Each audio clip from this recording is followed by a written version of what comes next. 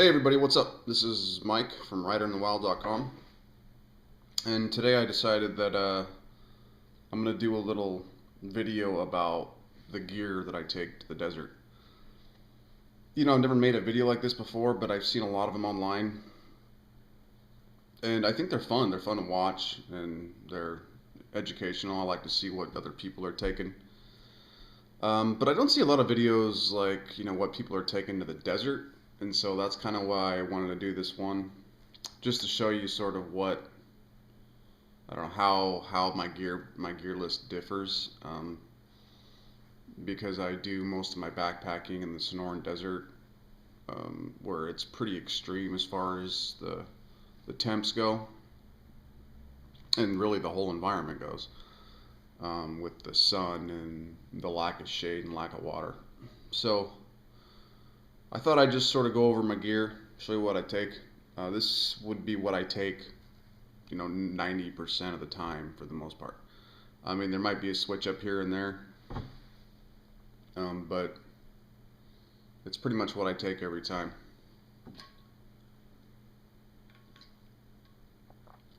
So I guess we could start with the big three. My pack is just a REI Flash 50. What I like about it is just really simple. There's not a lot to it.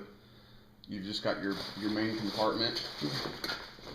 You know, just one big main compartment, and then one pocket that sort of goes around the main bag, which is this, and then one little zippered pocket here. Even this, honestly, is too much for me. I don't. This is probably my least favorite part of this pack is this zippered pocket here. Not a big fan of bells and whistles. I like to keep it simple. I don't want a bunch of flipping zippers everywhere. Just add an extra unnecessary weight. That's my personal opinion of zippers and pockets. So I like to keep it simple. And this pack I've had since 2009, 2010. I think it weighs about 2 pounds, so it's really light. It's obviously, I mean, it's made for light loads, so it's not the pack you want to buy if you're planning on carrying 30, 40, 50 pounds. But for me, I'm usually carrying about 20 after food and water. This pack's been perfect, and it's held up really good. And yeah, it's really simple and easy.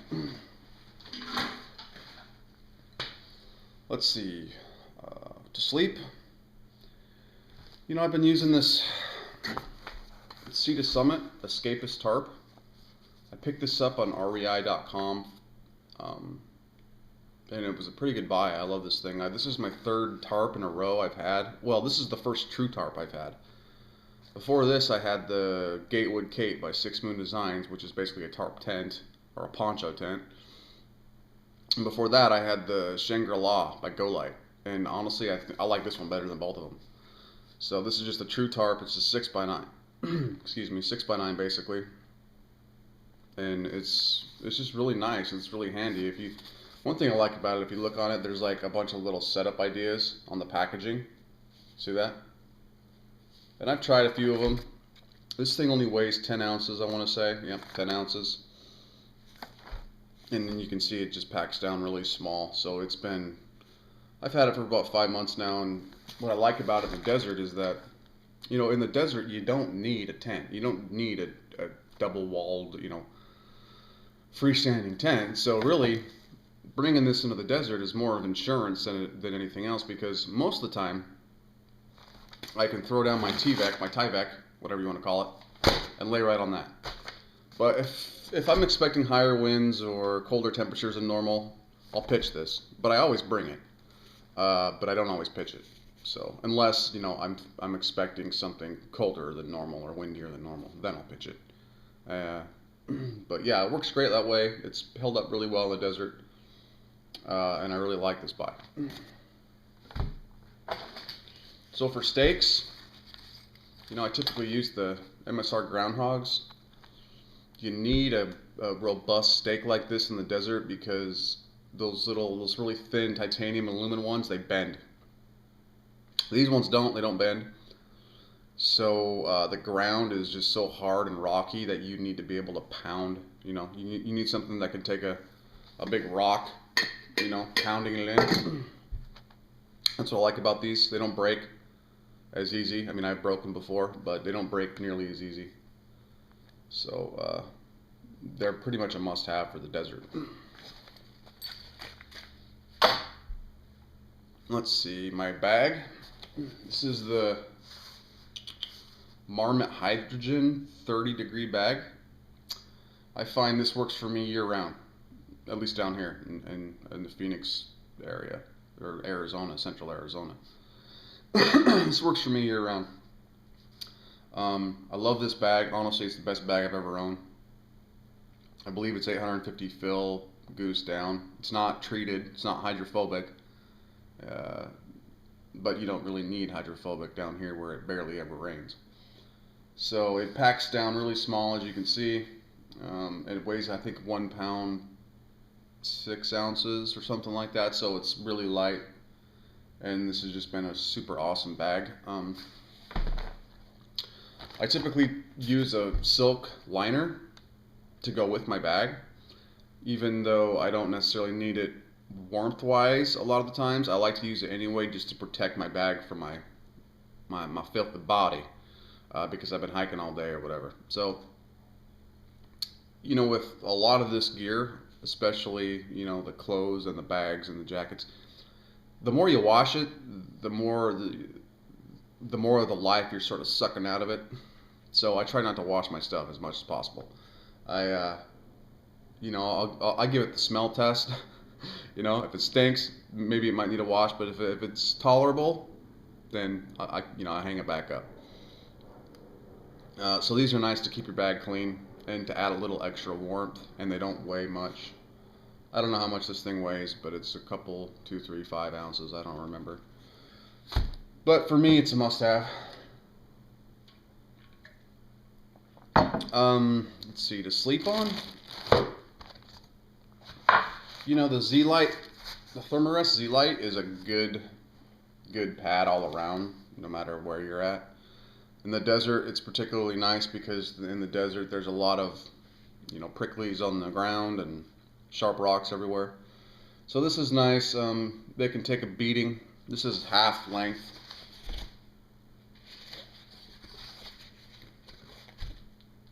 I guess more like torso length.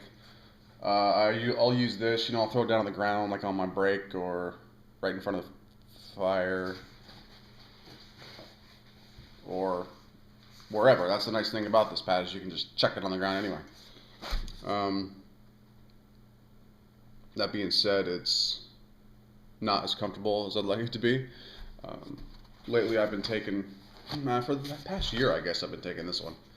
This is the Nemo Astro Air. This thing is not insulated, but I find that you don't really need insulated in the desert most of the time.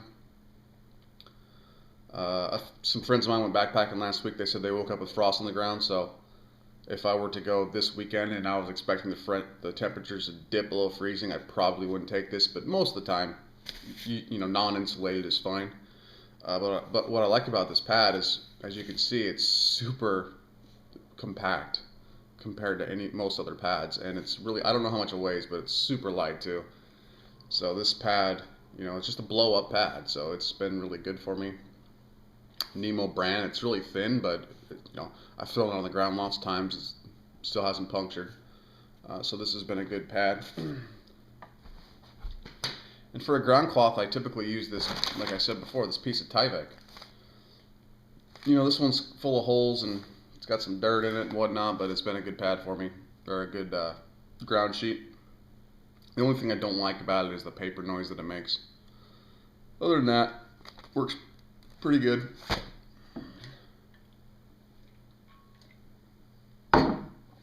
Alright, let's see. What else? I can't really talk about my setup unless I talk about my poles. These are the Red Fox Faison. These things weigh about 5 ounces a piece. I think about 5.5 ounces. They're aluminum, so they have a little bit of flex, which I like. but they're just so damn light. They're telescopic, and they'll disassemble into 3 separate pieces, about like 18 inches long or something like that. So they're just really compact, lightweight poles. You can get these, I think, at redfoxnorthamerica.com. But I know you can get, I'm pretty sure you can get them at Faison.com. Faison's the company that actually makes them. They're out of Italy. And of course, they claim that these poles are the lightest in the world. I don't know if that's true, but I know they're lighter than like the Black Diamond titanium, Z pole. So they're lighter than the high-end titanium poles, but are they the lightest in the world? I don't know. All right, where else?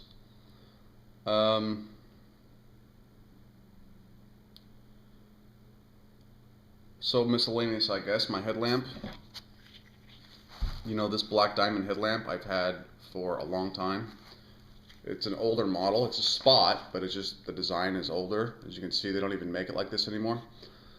And I've had a few headlamps since I bought this. It's the first one I've ever bought, but I always come back to this one because it's just bomb-proof. It doesn't ever fail. It always lights up. I've never had a problem with it. I mean, it's a little bulky, but it's so reliable that, why not? Why not take it? All right, let's go for cooking. So my pot is the MSR Titan kettle. It's a titanium pot. I believe it weighs like 3.4 ounces, so it's totally super light. And I'll pair this up with either my little cat food can alcohol stove that I made, or the Pocket Rocket, depending on what I'm doing or how long I'm going to be out there. For a spoon, I just have this plastic spoon from REI. I gave up on sporks a long time ago just because I found that I never used the fork part of the spork. I'm never stabbing. I'm always scooping. So plastic spoon's all you really need, especially if you're eating out of bags, which is what I do. I don't want to deal with flipping dirty dishes and scrubbing pots. So I mean, this is my kitchen kit. I don't bring a bowl. I don't have a cup. It's just my pot and my spoon, and that's it. So I eat out of bags if I can, whether they be freeze-dried bags or freezer bags. It's just simple. It's easier that way, and I don't want, especially the desert where water is really scarce. I don't want to deal with having to wash dishes. Okay. For fire starting and camp chores, I guess, my knife. This is a light my fire knife, but the knife itself is actually a Mora knife. So it's a light my fire product, but it's a Mora knife. I picked this up at REI, I think for like 15 bucks, which I think is a steal. It's, super sharp knife. I mean, it's a Mora, so it's razor freaking deadly sharp. But what I love about it is that it's got a little ferro rod in the handle that works really well, that I've used to start fires. And I like starting fires this way because I just find it enjoyable. That may sound weird to some people, but I think it's fun. I mean, there's some level of skill involved using a ferro rod and a knife and trying to collect materials in the desert. And the nice thing about the desert is there's plenty of the dry materials around. You just got to find it and process it a little bit. But it just makes it fun. It just makes starting a fire fun. That's why I like going this route.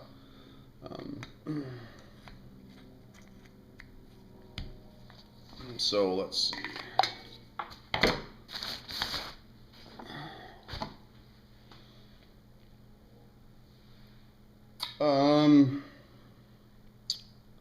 My bear bag. So for my bear bag, I usually use, I've got 30 feet of Kelty reflective guy line, and I'll pair that with the Z-Pax carabiner, with a Gossamer Gear rock sack. This sack is, I don't want to say it's indestructible, but it's certainly more durable than a Cuban fiber sack. I've used the little Cuban fibers sacks before from Ultralight as a rock sack, and they just got destroyed. This one, you can see is in really good shape, like I've never used it, and the reason is because the truth of the matter is, even though I bring a bear bag kit every time I go backpacking in the desert, I barely ever bear bag. And the reason is because there's no flipping trees anywhere, number one. So there's no place to bear bag anyway. And number two, there's no bears in the desert. There's no black bears in the desert. So I find that what I ended up doing the most for my food is I just take my food bag, which is this bag I got from Ultralight. This is a Ultralight.com bag.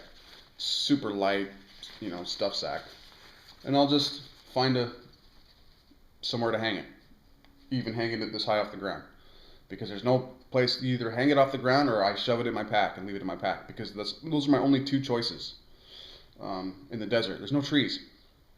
Every once in a while I'll be somewhere where there might be some big junipers and I can hang one up at a juniper. But most of the time there's no trees. So I just end up stuffing it in my pack or hanging it off a low branch somewhere. So yeah, bear bag. All right, next. Water. Water is a huge deal in the desert.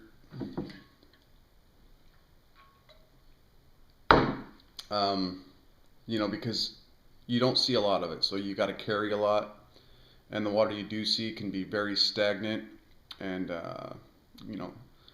green and warm and nasty looking. So to that end, I typically take 2 Sawyer Minis with me. One that I use, for like a smart water bottle to just drink. Another that I use inline. So right now I've got, this is the basic setup, You got your 3-liter platypus with your Sawyer Mini attached inline. That makes it easy because, I don't have to filter the water that I throw in my bladder. I just scoop it and chuck it in, which I like to do. I'm not super sold on that system because I've had problems with leaking in the past, and I don't know, water is something that I haven't quite nailed down yet, or I should say water treatment and water storage. So, I don't know how much longer this system is going to last, but this is what I've been using. And then for storage, I use the Sawyer bags. A lot of people knock these things and say they're junk. But you know what? I've been using them for a while. I've never broke one of them. I have 3 Sawyers, so I've got a lot of these bags. And I never broke one of them. So, to me, it's just about taking care of your stuff and being careful. So I've never ripped it, never broke it. And I use them to actually carry water. So I don't, I'm not buying, platypus soft water bottles. This is what I'm carrying my water. And so if I had to bring extra water, which happens a lot, like in the canyon, I had to carry 2 gallons a day. This is exactly one I brought. Fill up my 3-liter platypus. You fill up this one, which is a 64 ounce, which is what? I don't know, 2.5 liters or whatever, 2 liters. And then 2 smart water bottles, and I'm good to go. And that may seem like a lot of containers for water to some people, but you have to understand, you're not guaranteed to find water when you're in the desert. So, if you're looking at your map and you're seeing that there's a stream 10 miles, from your position, and that's where you're going to hike to tonight, there's no guarantee that there's going to be water in that stream. So, if I'm not sure, if I don't know for sure if there's going to be water, then I'll end up carrying a lot of water. Not that I couldn't take a chance.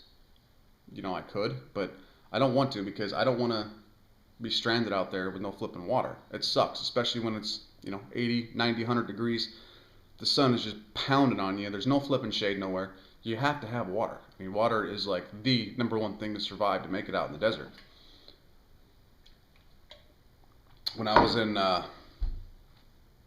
Hell's Hole in the Salome Wilderness, my first trip when I moved down here, my first desert trip, I ran out of water and I almost, I could have died. I didn't, but I could have. I ran out of water. The source that I was relying on was dry, and I screwed myself. So you know, you got to bring containers. You got to have containers for water. Unless you're going somewhere that you know for a fact has water. Okay. What else? A couple other miscellaneous items. My compass. This is a Sunto. It's a base plate compass. I don't remember the model, but it's really easy to use. I carry it with me all the time. I carry it around my neck so I don't lose it, so it's always right here. And you know, this is one of those items that don't get used a lot, but I always take it, even day hiking. Even day hiking on a trail that I've been to a bazillion flipping times, I take it. And mainly the reason I take it is because I don't want to be that guy, that person who did something stupid and is stuck out in the middle of the frickin' woods with no recourse to help himself. You know, I want to be able to help myself. I want to be able to take care of myself. So that's why I bring a compass. And even though I never use it when I'm backpacking, I use it day hiking just to practice, but I never use it backpacking. You know, I have to have it on me because I want to make sure that I can take care and assist myself. You know, I don't take a phone with me. I don't take GPS with me. This is going to be my lifeline, this paired with the map. So for me, this is a must-have. I know some people don't take them. I think they're freaking nuts. But for me, it's a must. While we're on the subject of desert navigation, let me just say one thing. In the desert, you can see from miles around in every direction. There's no trees, okay? There's nothing blocking your vision, unless you're in a canyon. Otherwise, there's nothing blocking your view. You can see for miles and miles and miles around. If you got up to a high point, you could see as far as your eyes could possibly see. That being said, it's really easy when you're hiking in the desert to take your map and orientate yourself by matching the terrain features from the map, you know, to the real world, because you can see everything. It's not like you're up in Idaho or something, or Washington, and there's towering trees all around you and you have no view of anything. In the desert, you always have a view, always. So there's no reason why, you know, people should be getting lost. If they brought a map and compass, they should be good, because you can see everything. And it's really easy to look at your terrain features, you know, in the real world and match them with the ones on the map and figure out where you're at, or at least figure out, you know, orientate yourself to figure out where you're, you know, where you need to go. So, all right, I'll get off my soapbox on that. It's just I see it in the news all the time, people getting lost, and it's just like you know, all you got to do is take a couple things, a map and a compass, and you're good. Okay. So on the subject of emergencies, how about my this is my, I always call it my FAST kit, which is first aid, survival, repair, even though it doesn't quite, the acronym doesn't quite work, but that's what I always call it. You know, this thing, I know it looks like a mess, but I got a few things in here that I just think are important to take.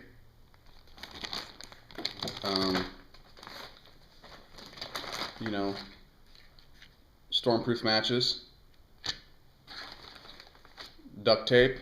I mean, I have some on my wrapped around the handle of my trekking pole, but I always carry a little bit. Duct tape, I find, you know, can fix a lot of things.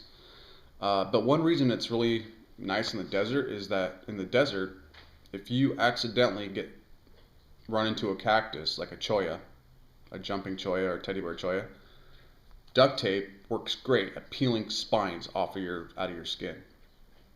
Because the spines are so tiny and so little, even tweezers, you know, it might be even hard to get them out with tweezers. So what you would do is, like, let's say you ran into a cholla with your arm here, and you had, you know, dozens of little spines in your arm, tiny spines. You just take a piece of duct tape, put it on top, and rip it off, and it'll get it out. So duct tape is something really handy to have in the desert. Some extra cordage. This is Spectra cord. I honestly don't know why I carry this, because I'm not even sure what use I could possibly have with this. I'm not a big fan of Spectra cord. I've used it before for my bear hang. It's just too twisty and unruly. But, you know, maybe I could stitch something up with it or something. I don't know.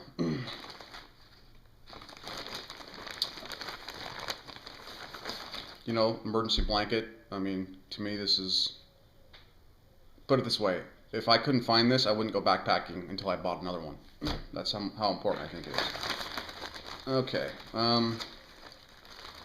You know, backup ferro rod. This thing's a little tiny light my fire rod, but it's enough. Probably my favorite item in the one that gets used the most in this first aid kit is this little Swiss Army knife. This thing, you know, I think you can get one for like 15 bucks at REI, but it's got some tools in it that I really like. For one, it's got some tweezers here, a toothpick here, which comes in handy. But mainly, what I use the most is the scissors. Now, I know you'd look at those scissors and think, what could those scissors possibly do? But you know what? These scissors are great. I use them to cut duct tape, use them to cut moleskin, you know, whatever. So I use these scissors quite a bit. I love this little knife. It doesn't weigh anything. It's good to carry as like a backup. And then, of course, a bunch of bandages, ointments, some safety pins, survival whistle, some drugs. Everything I need to make sure that I'm not going to die out there if I do something stupid. Okay, I think that pretty much covers everything but clothing. So let's move to clothing. I'll start at the bottom. For footwear, I typically wear some kind of lightweight shoe. This is a Columbia brand shoe I picked up at the outlet for like 30 bucks or 35 bucks. I don't even know what model it is, but I gotta tell you, it's been the most comfortable shoe I've ever owned.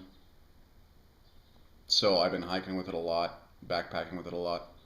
So I typically wear something like this, something lightweight like this, either a trail runner or a light hiking shoe.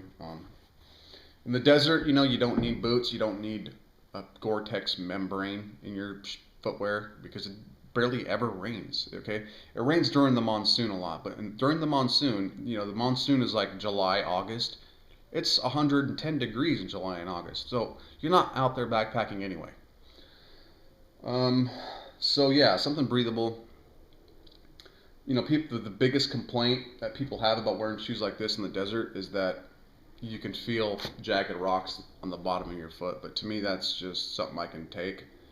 If you know, it's a decent trade-off for me if my feet are comfortable most of the time. Because that's when it comes to footwear, that's what I'm all about, is comfortability. I don't need my feet being in bricks. You know, I like them to be comfortable. I like them to be dry. I don't want blisters. I don't want fatigue. I like comfort. And the good thing about wearing a really lightweight shoe like this is you don't need to carry two pairs of shoes. You know, people who are carrying boots are also carrying another pair of shoes to wear when they get into camp. If you just start light in the beginning, you don't have to worry about that. You just wear this hiking and in camp.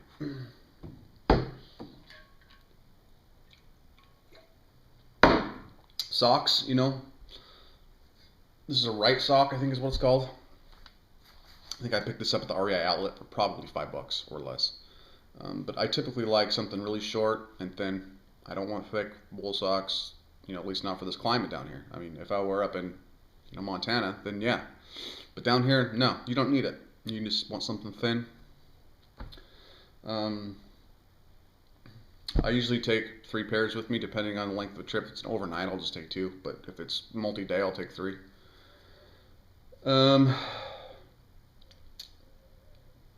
For pants, you know, I'm usually taking some kind of convertible quick dry pants. These are from REI, the Sahara. They've been really good pants for me. I've had them for a lot of years. You know, there's all kinds of holes in them. They're all jacked up, but they're really comfortable. I like them. I like having the opportunity to switch between the pants and the shorts. All right, instead of taking a pair of pants and a pair of shorts. With something convertible pants, you just, you know, take the legs off if you're too hot. But in the desert, you know, I find a lot that even if it's hot, I keep my pants on just because, especially if you're in thick stuff, you know, like in the superstitions, the vegetation is just so sharp and thorny that you know, taking your pants off and hiking in just shorts is risky just because of the fact that you've got all kinds of pokey, prickly plants constantly jabbing at you and ripping at you. And if you've got shorts on, you're just going to scratch the hell out of your legs. So typically, even if it's hot, I'll keep the pants on, the legs on. All right, what else? Like my main hiking shirt. This is the Columbia Omni Shade. This is like a 40 UPF shirt. I love it. It's my best desert shirt. It just, you know, it keeps the sun. It keeps me cooler, I think, than like a regular synthetic shirt. It's just, it blocks the sun really well, I think. And this is my go-to shirt. Every time I go backpacking in the desert, I wear it. As you can see, it's really beat up, but it still works fine.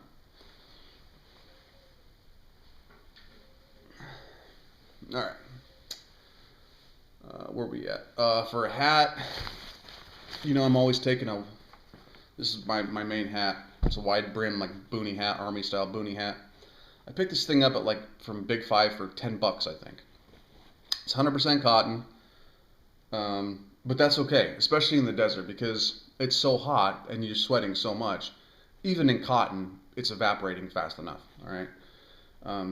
And you really don't necessarily want it to evaporate that fast when you're in the desert because it's so freaking hot. You know, the sun's out, so the sun is just pounds on you. So this is a good hat. You know, keeps the sun off my face and off my neck. I'll typically pair it with a bandana. You know, I got this one from Arizona Backpacking Club. It's my favorite one. You know, it's got some really cool survival tips on it and whatnot, but it's just a cotton bandana. You know, if the sun's not in my face, I'll wear this over my hat because I don't like to wear a hat if I don't have to when I'm hiking. So I find this, you know, comfortable for that situation, and they're nice to have just to keep the sweat off you, to wipe sweat off you. All right. For sleep, for nighttime, you know, I always take a beanie, just because, you know, I don't want to be cold. This is an Eddie Bauer beanie I got at the outlet, Eddie Bauer outlet, years ago. I don't even know how long ago, but it's totally thrashed. There's all kinds of holes in it, but it's my favorite beanie, so I always take it. I do need a new one though.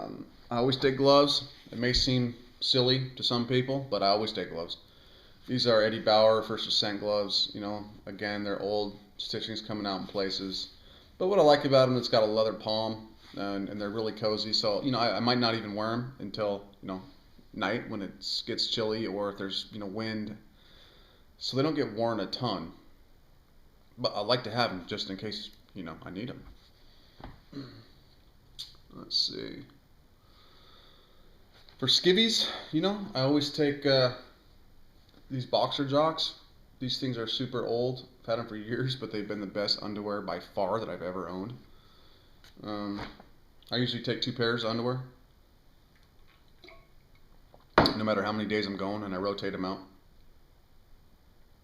But for most of this stuff, it's just one. I take one layering system, except for the underwear. I'll take 2 pairs.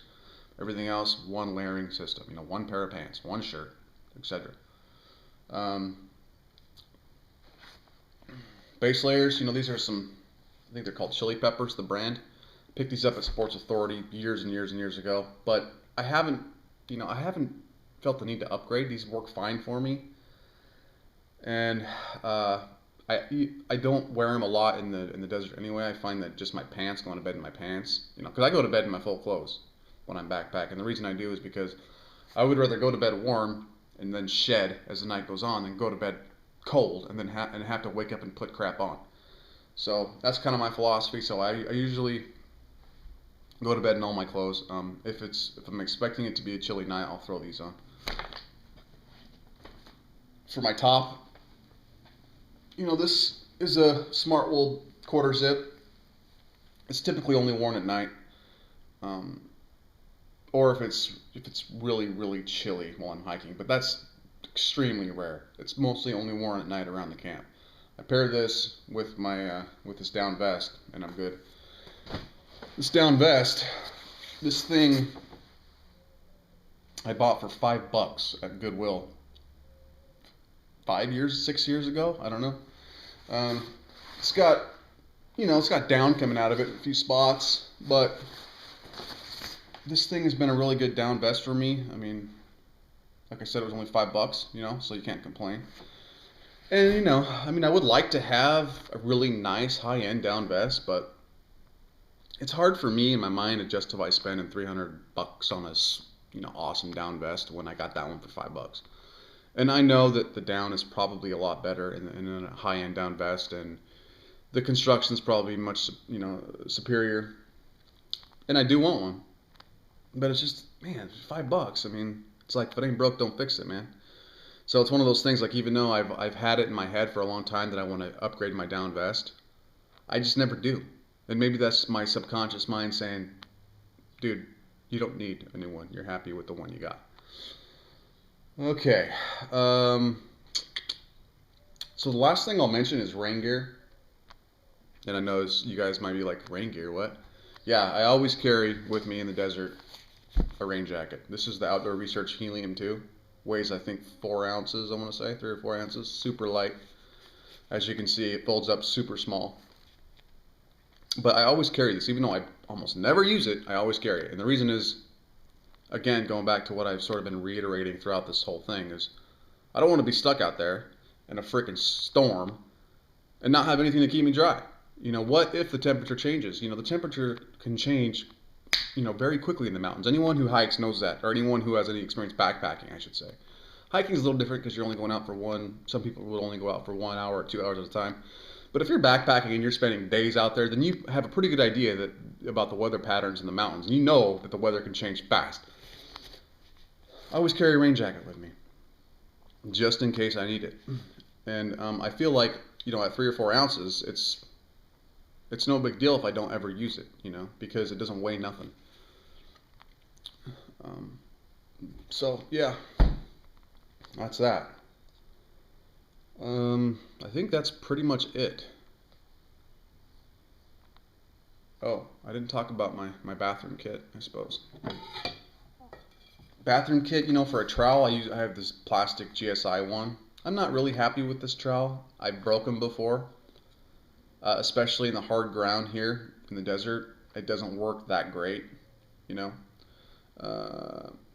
However, I haven't really found a better alternative.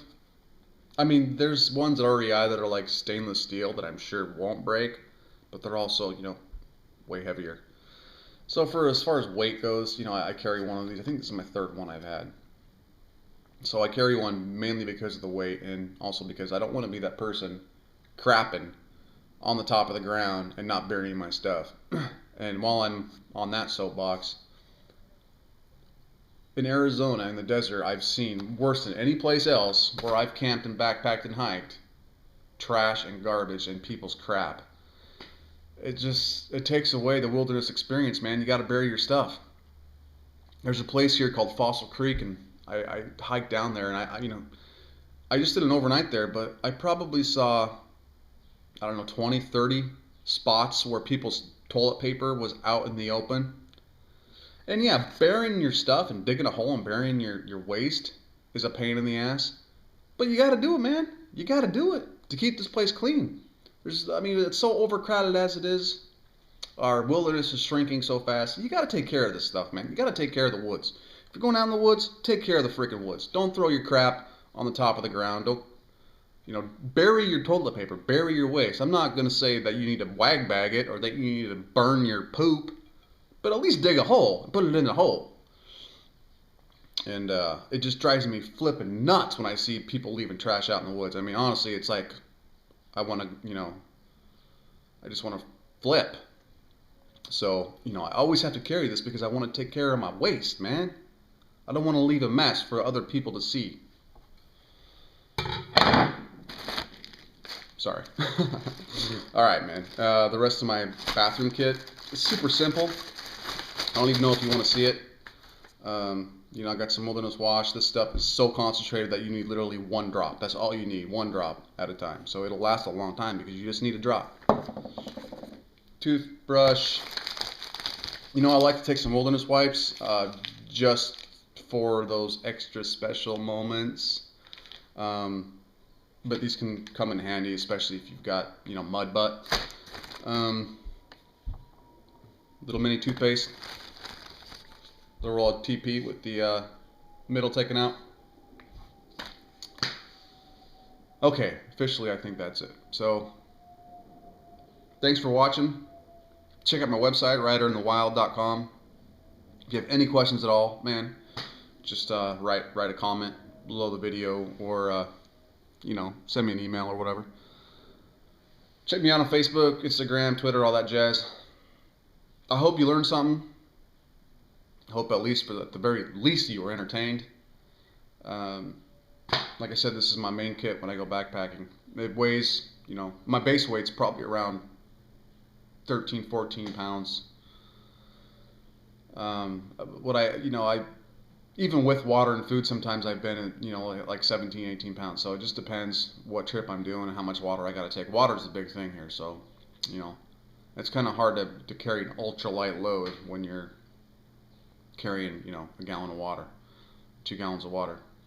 And that being said, I don't consider myself ultralight anyways, but I do consider myself a minimalist.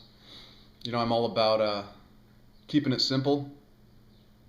You know, I don't need electronics.